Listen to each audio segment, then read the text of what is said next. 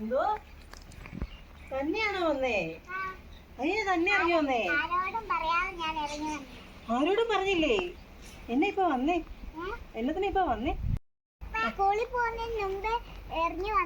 ആരോടും പറയാതെയോ? ആരോടും പറയാതെ വന്നേ? അയ്യോ, നമുക്ക് അമ്മേനെ വിളിച്ച് പറയാം വന്നിട്ടുണ്ടെന്ന്.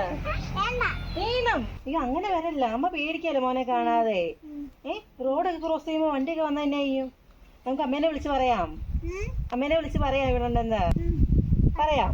ഓക്കെ, ബാ.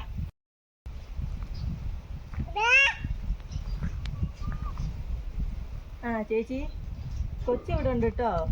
അവൾ ആരോടും പറയാതെ ഇങ്ങനെ ഇറങ്ങി പോന്നു കുഞ്ഞിനെ കാണാനായിട്ട്. പേടിയാ പറയാനായിട്ട്, അതുകൊണ്ട് പറയാതെ അവള് വന്നതേ. വഴക്ക് പറയല്ലേ? ഞാൻ കൊടുക്കാം.